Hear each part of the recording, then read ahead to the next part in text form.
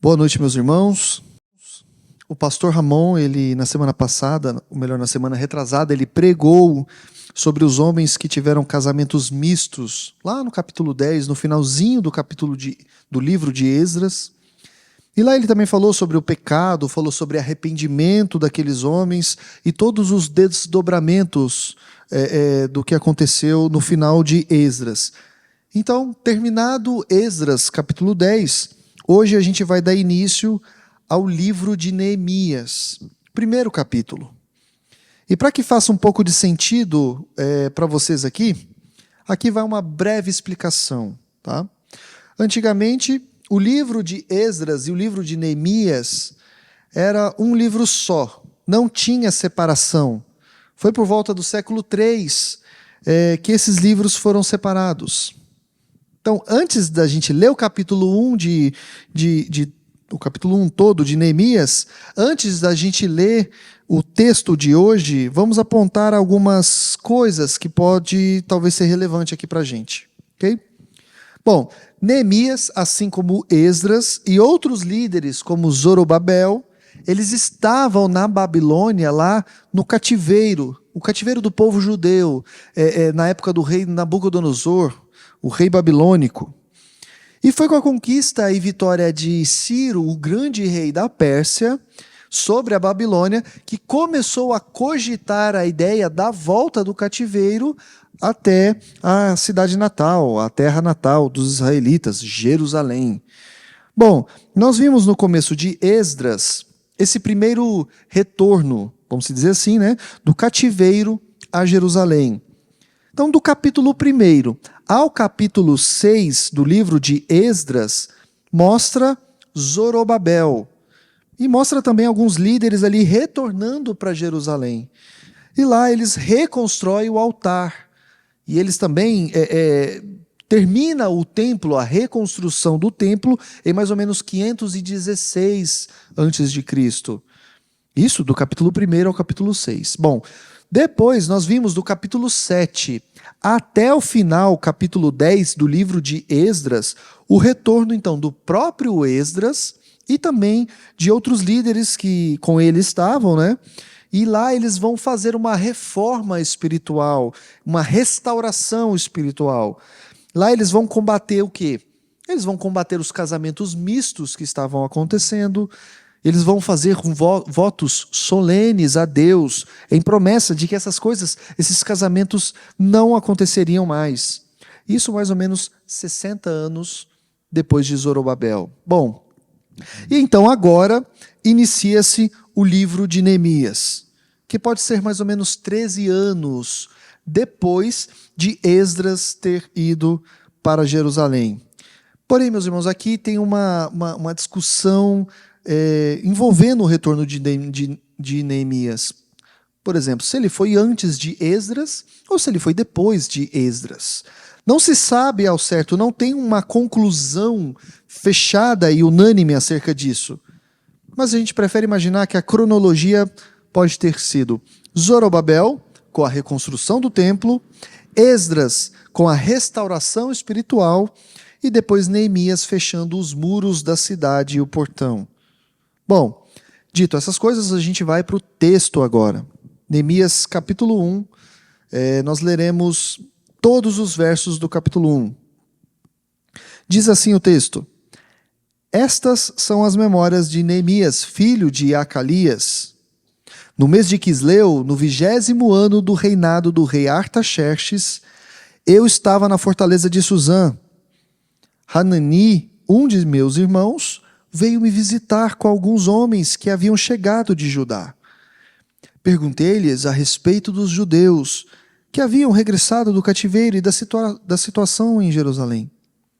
Eles responderam: As coisas não vão bem para os que regressaram à província de Judá. Eles estão passando por dificuldades e humilhações. O muro de Jerusalém foi derrubado e suas portas foram destruídas pelo fogo. Quando ouvi isso, sentei-me e chorei. Durante alguns dias lamentei, jejuei e orei ao Deus dos céus. Então disse: Ó Senhor, Deus dos céus, Deus grande e temível, que guardas tua aliança de amor leal para com os que te amam e obedecem a teus mandamentos. Ouve minha oração. Olha do alto e vê que oro noite e dia por teu povo Israel. Confesso que temos pecado contra ti. Sim, minha própria família e eu temos pecado. Temos pecado terrivelmente contra ti. Não temos obedecido a teus mandamentos, decretos e estatutos que nos deste por meio do teu servo Moisés. Por favor, lembra-te do que disseste a teu servo Moisés: se forem infiéis a mim, eu os dispersarei entre as nações. Mas, se voltarem para mim e obedecerem a meus mandamentos e viverem de acordo com eles, então, mesmo que estejam exilados nos confins da terra, eu os reunirei e os trarei de volta ao lugar que escolhi para estabelecer meu nome. O povo que tu resgataste, com teu grande poder e com tua forte mão, é o teu servo. Ó Senhor, por favor, ouve a oração deste teu servo, ouve as orações de teus servos que se agradam em te honrar. Peço que me concedas êxito hoje e que o rei me seja favorável. Nesse tempo, eu era copeiro do rei. Vamos orar mais uma vez? Pai, em nome de Jesus, obrigado, Senhor, porque nós lemos o teu texto, Pai. Obrigado, Senhor, porque o Senhor tem sido fiel, tem sido generoso conosco. Que essa noite o Senhor possa falar ao nosso coração, que o Senhor possa falar aos nossos ouvidos e fazer com que nós possamos prestar mais atenção no que é a oração, naquilo que é a ferramenta mais poderosa desse universo. Por isso, Deus, nos ajude, nos faça ouvir a Tua palavra, esse é o desejo do nosso coração. Em nome de Jesus que eu oro e eu te agradeço. Amém. Bom, o tema que poderemos dar para esse sermão é oração, a ferramenta como resposta à dor e à ruína. Meus irmãos, a vida é uma jornada repleta de desafios. É uma jornada repleta de alegrias também e, inevitavelmente, momentos de dor e também de ruína. Quem de nós aqui nunca se viu diante de uma notícia devastadora? Quem aqui nunca se viu diante de uma situação que parecia não ter solução? Ou de um cenário de desolação que abalou a alma, abalou o coração? Nesses momentos, a tendência humana é buscar algum refúgio. A tendência humana, a necessidade nossa é de ter algum consolo. É muitas vezes uma saída rápida para que essa angústia da alma termine. Mas o que a gente vai ver aqui hoje é que a palavra de Deus nos aponta para uma ferramenta poderosíssima chamada oração. Eu quero dar ênfase hoje ao que Neemias fez. Uma oração. Uma oração aqui que vai permear todos os desdobramentos do livro de Neemias. O que eu quero hoje, meus irmãos, é que saiamos daqui acreditados de que a oração surte efeito, de que a oração é a maior ferramenta do crente. Bom, Jerusalém, a cidade santa, estava em ruínas. Seus muros estavam derrubados e as suas portas estavam queimadas. E uma notícia atingiu o coração de Neemias em cheio. Mas foi diante dessa notícia terrível que ele recebeu que Neemias mostrou uma das orações mais significativas da Bíblia, uma das orações mais belas e poderosas que a Bíblia contém. E a gente vai ver como a oração de Neemias não foi apenas um desabafo, mas um meio, um canal para a ação de Deus e para que Deus pudesse restaurar a nação, restaurar a cidade e o povo. Deus vai ouvir Neemias. Deus vai escutar Neemias e vai fazer Neemias bem-sucedido na sua empreitada. Então, que nós possamos aprender com ele, com Neemias, com como ele usa a oração como ferramenta, uma ferramenta mais eficaz para enfrentar a dor, enfrentar a ruína ou enfrentar qualquer coisa que possa aparecer nas nossas vidas. E o primeiro ponto, de um total de 3, que nós vamos falar aqui hoje, é: a oração começa com quebrantamento. A oração começa com quebrantamento. O texto começa dizendo que Neemias vivia na cidade de Suzã, e era o 20º ano, provavelmente aqui entre novembro e dezembro. E diz o texto que um dos irmãos de pátria, que vinha de Judá, esteve com Neemias e relatou a miséria que aqueles irmãos judeus viviam lá em Jerusalém. Esses irmãos judeus eram sobreviventes do cativeiro. E diz o texto ainda, no verso 3, que os muros estavam derrubados e as portas estavam destruídas pelo fogo.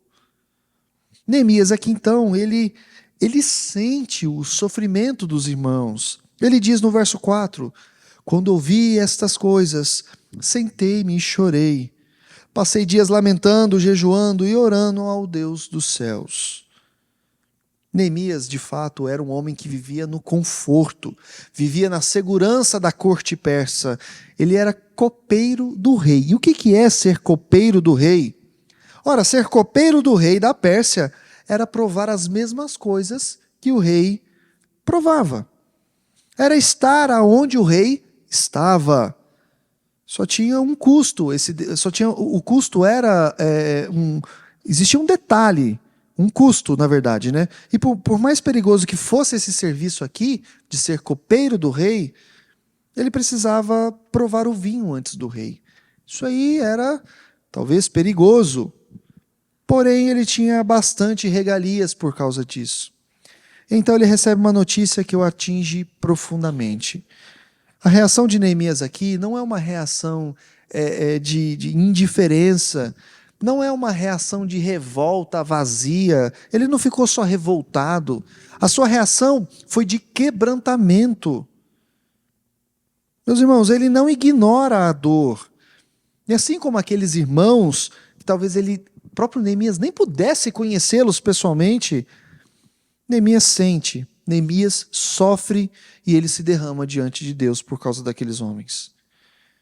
Ele não tenta disfarçar a sua dor, ele não tenta disfarçar a tristeza que ele está sentindo.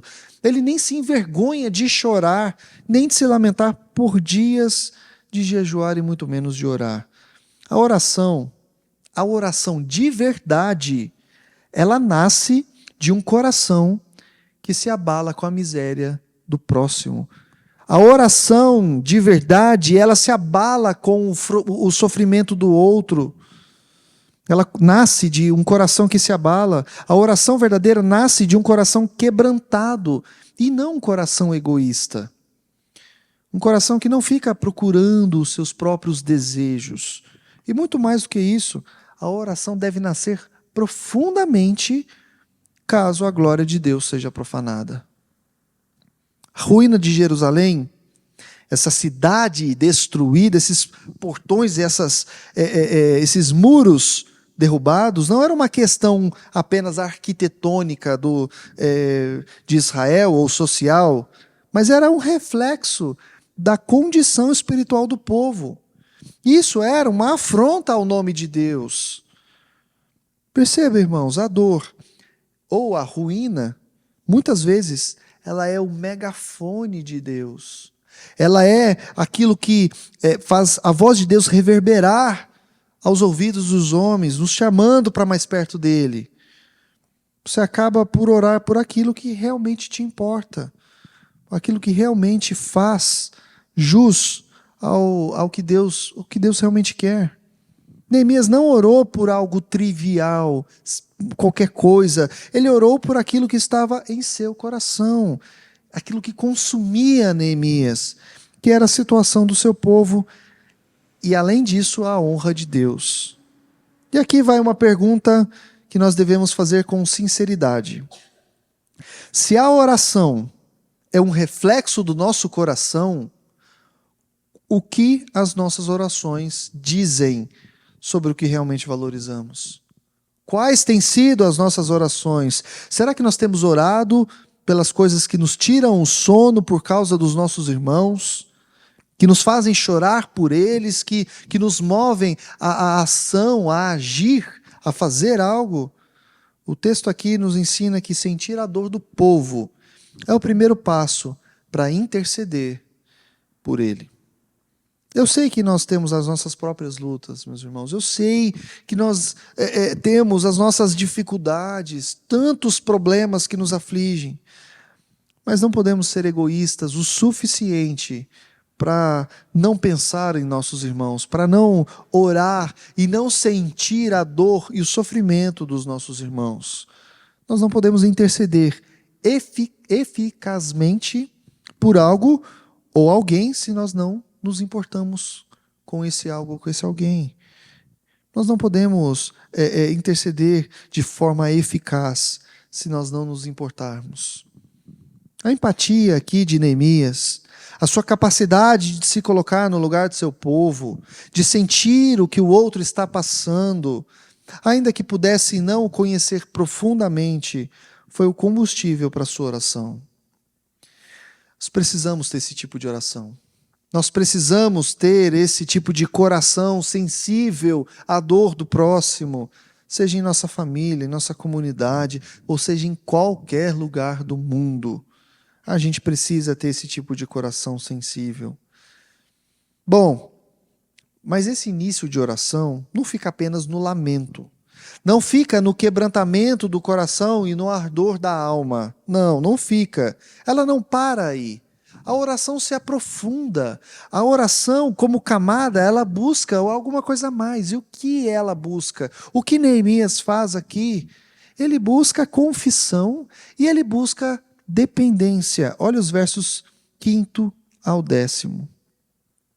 Então eu disse: Senhor Deus dos céus, Deus grande e temível, fiel à aliança e misericordioso com os que o amam e obedecem aos seus mandamentos, que os teus ouvidos estejam atentos e os teus olhos estejam abertos para ouvir a oração que o teu servo está fazendo dia e noite diante de ti, em favor de teus servos, o povo de Israel. Confesso os pecados que nós, os israelitas, temos cometido contra ti. Sim, eu e o meu povo temos pecado contra ti. Agimos de forma corrupta e vergonhosa contra ti. Não temos obedecido os mandamentos, aos decretos e às leis que deste ao teu servo Moisés. Lembra-te agora do que disseste a Moisés, teu servo. Se vocês forem infiéis, eu os espalharei entre as nações. Mas, se voltarem para mim e obedecerem aos meus mandamentos e os puserem em prática, mesmo que vocês estejam espalhados pelos lugares mais distantes debaixo do céu, de lá eu os reunirei e os trarei para o lugar que escolhi para estabelecer o meu nome. Estes são os teus servos, o teu povo. Tu os resgatastes com o teu grande poder e com o teu braço forte. Neemias aqui, ele se volta para Deus com uma compreensão de quem Deus é. Ele se volta para Deus com uma compreensão profunda do ser de Deus e de quem é o povo de Israel e ele mesmo. Neemias se apresenta a Deus com humildade. Ele reconhece que a culpa é do povo, ele reconhece que a culpa é dele também. Porém, ele apela para o caráter e as promessas de Deus. O que ele está fazendo aqui, meus irmãos, é dizendo: Deus, meu Senhor, eu sei quem nós somos. Eu sei o que nós somos, eu me conheço, eu sei quem eu sou, eu sei o que nós fizemos como povo. Mas Deus, eu apelo para as suas promessas, eu apelo por quem o Senhor é. E o Senhor é misericordioso, o Senhor é piedoso. Olha para você ver. Neemias começa essa oração quebrantado, se humilhando diante de Deus, dizendo quem ele é e quem é o povo. Ele não põe a culpa no povo e nem mais ninguém, porém ele reconhece quem ele e o povo são diante de Deus. E aí sim, ele reconhece quem Deus é. E ele apela para esse conhecimento de Deus, de quem Deus é, porque Deus não é homem. Neemias sabia que Deus não é homem para mentir. E ele sabia que se houvesse uma promessa de Deus lá atrás, ele apelaria e o Senhor haria de cumprir. Meus irmãos, esta é uma oração madura. Esta é uma oração que revela uma teologia sólida, que revela um coração verdadeiramente arrependido. Neemias não tenta justificar o povo, ele não tenta justificar nem a si mesmo. E isso é muito importante, meus irmãos. Se auto-justificar diante de Deus, se auto-justificar na presença do Senhor, é a mesma coisa de pedir para Deus tapar os ouvidos. Esse homem aqui, ele assume a responsabilidade coletiva pelos pecados. Ele não diz, Deus me ouve porque eles pecaram lá. Eu não pequei. Me escuta, Senhor, porque são eles os pecadores, não eu. Não. Ele assume a responsabilidade coletiva. Ele diz, agimos, fizemos, pecamos, tudo em primeira pessoa do plural, nós. Porém, em meio a essa confissão que Neemias faz, ele sabe quem é Deus, ele sabe da fidelidade de Deus, e ele se apega a essas promessas de Deus, especialmente aquelas que falam sobre o ajuntamento do povo feito lá atrás. Ele lembra a Deus de que o próprio Deus disse a Moisés que mesmo na dispersão, que mesmo que o povo pudesse estar disperso, espalhado, cativo em terra estrangeira, se o povo se voltasse para ele, se o povo obedecesse a ele e aos seus mandamentos, Deus os reuniria novamente e os traria de volta. E que promessa maravilhosa é essa!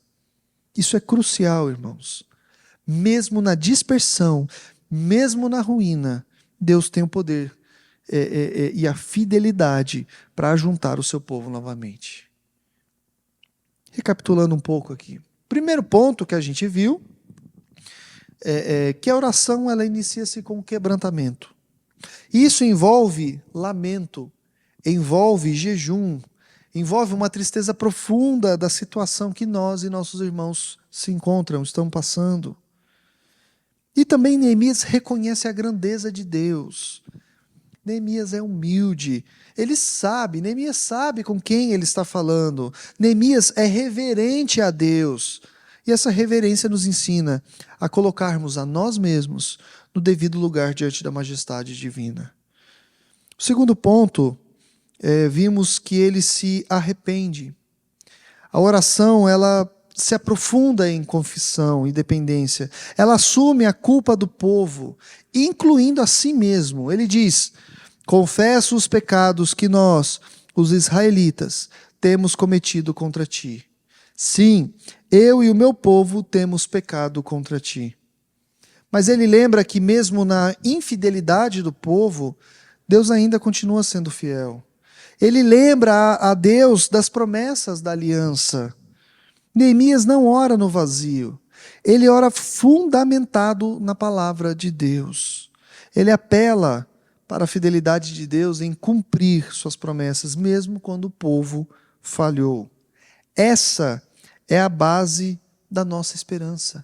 Essa é a base daquilo em que nós acreditamos, a fidelidade de Deus e não a nossa. Terceiro e último ponto, então, a oração prepara o coração para a missão. Olha o verso 11. Senhor, que os teus ouvidos estejam atentos à oração deste teu servo e à oração dos teus servos que têm prazer em temer o teu nome. Faze que hoje este teu servo seja bem-sucedido, concedendo-lhe a benevolência deste homem. Nessa época eu era o copeiro do rei. O clímax da oração de Neemias não é apenas um pedido por restauração. O clímax aqui da oração não é um pedido para que Deus ajudasse os irmãos em terra estrangeira, em terras longínquas. Não era apenas isso. Mas o clímax da oração de Neemias era um pedido por sucesso em uma missão específica. Neemias mostra a oração com um propósito. Ele mostra uma oração com ação, com agir. Ele sabe que, ao terminar de orar, ele vai se levantar e ele vai agir. Ele entende, meus irmãos, que Deus pode usá-lo como resposta à sua própria oração. E isso é fundamental quando nós oramos. Sabe aquelas orações que a gente faz em prol de alguém ou algo que você sabe que é uma necessidade? Eu sei que às vezes você se acha incapaz de resolver essa necessidade, mas acredite, Deus colocou isso no seu coração porque Ele quer que você não apenas ore, mas faça algo, porque Ele vai te ajudar. Ele vai estar contigo. Neemias aqui não se contenta em apenas se lamentar e confessar os pecados. E a gente é craque nisso, de orar sem se preocupar ou sem se envolver. A gente gosta de apenas dobrar o nosso joelho, orar a Deus e pelo irmão e pronto, e não nem saber se o irmão precisa de alguma coisa. Não, a gente é craque em fazer isso. Mas Neemias, ele se posiciona como um instrumento para ser usado nas mãos de Deus. Neemias não ora para que a situação se resolva magicamente, mas para que ele mesmo seja capacitado a fazer parte da solução. E ele pede sucesso em sua empreitada. Ele está decidido que vai agir, mesmo sabendo que isso dependerá da benevolência do rei, que ele servia como copeiro. Bom, nós veremos nos capítulos seguintes, novamente, a famosa frase que permeia todo o livro de Esdras e Neemias: a boa mão do Senhor estava sobre nós. Meus irmãos, quando recebemos uma notícia triste, quando nós ficamos desolados, oramos, nos arrependemos, porém, também agimos. Nós não ficamos parados. E o maior exemplo disso é quem? O nosso Senhor Jesus. Ele viu a situação do homem, do ser humano. Ele viu que o homem não poderia se salvar por si só, que o homem estava afundado em seus pecados e em seus delitos. Jesus não apenas lamentou, Jesus não apenas olhou de cima e se lamentou, mas ele agiu. E ele agiu como? Ora, se desfazendo da sua glória eterna no céu, se humilhando no estado de homem terreno e se fazendo maldição por nós em nosso lugar. Meus irmãos, todas as orações, todos os lamentos, eles devem estar acompanhados, eles devem ter como acompanhamento a ação, o agir. E aqui eu deixo mais uma aplicação. Ore pelas situações, ore pelos que passam dificuldades, ore por tudo o que precisa e por todos que necessitam. Mas complemente a sua oração com uma atitude, complemente a sua oração com a ação. Se Deus colocou alguma coisa no seu coração, uma necessidade que você percebe, não pense que você não é capaz. Pense que Deus te capacitará para realizar. Não trate, aqui, meus irmãos, não trate como muitos fazem aí fora, a oração como uma fuga para não fazer. A oração ela é a ferramenta mais poderosa que existe, mas não a use como fuga para ficar parado e não fazer nada. Oração, ela não é fuga da realidade, pelo contrário, é uma entrega total a Deus. Muitos oram para não se compadecer, muitos oram para não ajudar, para não se relacionar. Eu já estou orando por ele, mas deixa ele lá no canto dele, não é verdade? Deixa ele lá, quietinho. Afinal, eu estou orando por ele, afinal, eu estou pedindo a Deus pela vida dele. Mas se ele precisa de algo, Deus há que ajudá-lo. Não eu não posso. Oração não é fuga da realidade, pelo contrário, é uma entrega total a Deus, é um quebrantamento diante da majestade de Deus e, principalmente, um impulso para a missão que ele nos confia. O texto hoje nos ensina a orar com lágrimas, com arrependimento sincero, com fé inabalável nas promessas de Deus e com uma disposição incondicional para agir. E lembrem-se, quando a notícia ruim bate à nossa porta, quando a dor nos atinge, Quando a ruína parece inevitável, nós não nos desesperamos, nós oramos. Porque a oração é, sim, a ferramenta mais poderosa que existe, que nós temos. Vamos orar mais uma vez. Pai, em nome de Jesus, obrigado, Senhor, porque o Senhor não só viu a nossa situação, mas o Senhor agiu. O Senhor desceu a este mundo, o Senhor fez o impossível acontecer, Deus. Um grandioso Deus como o Senhor, se tornar homem, morrer numa cruz, tudo para que nós pudéssemos ser salvos. Nós louvamos o Teu nome, Pai. Nós te pedimos também que não deixe o nosso coração egoísta.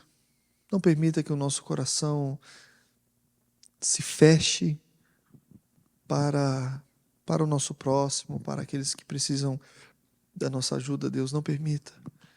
Nós oramos ao Senhor, mas nos mova também, Senhor. Nos dê um coração de atitude, um coração que a gente possa agir, Pai. Que assim como Neemias orou, se lamentou, se arrependeu, ele quis agir em prol dos seus irmãos, em prol de fazer aquilo que o Senhor havia prometido. Que sejamos assim, Deus, que possamos lamentar, mas também que possamos agir para que sejamos canais, sejamos meios para a tua atuação no teu povo. Esse é o desejo do nosso coração, Pai.